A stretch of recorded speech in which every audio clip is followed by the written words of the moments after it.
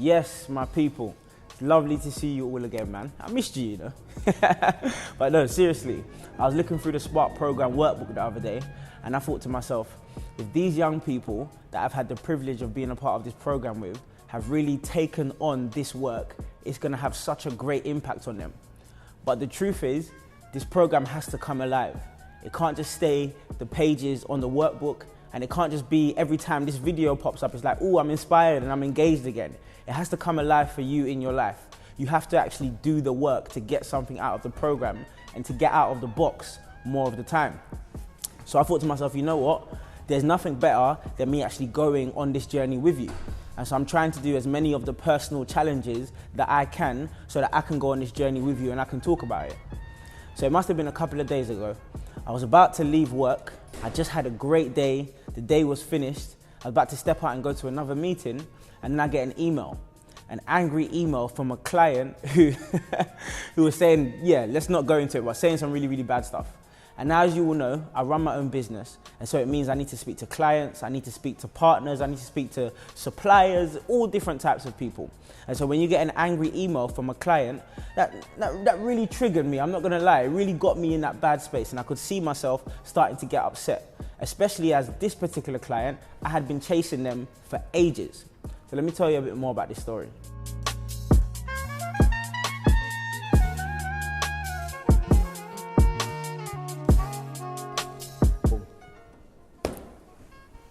So, like I said, my hands started to become a bit sweaty. My heart started racing a little bit. I noticed this was definitely my trigger. I've read that email, and what would usually happen is that will become an angry response from me saying, we've been trying to contact you for ages, blah, blah, blah, blah, blah.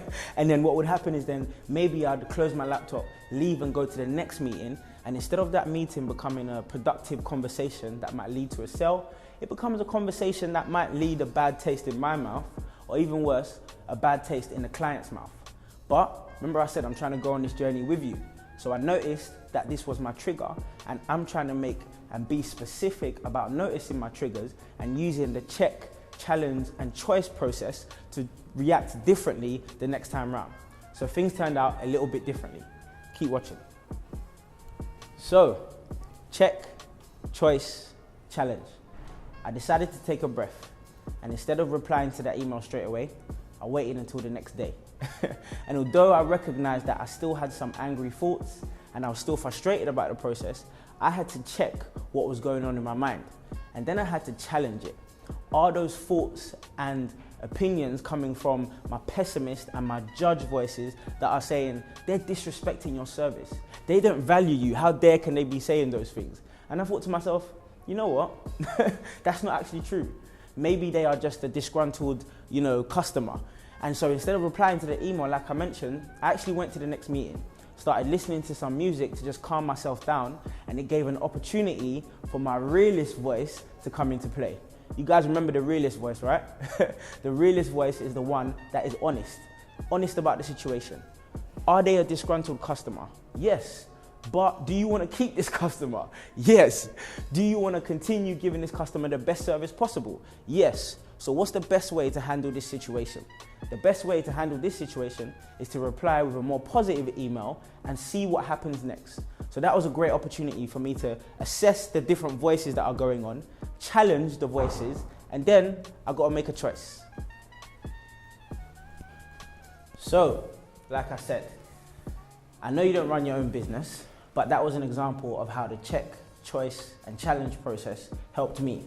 And now that is something that could have turned out really, really negative, but ended up being quite positive in that we ended up having a meeting, and now they're still my client today.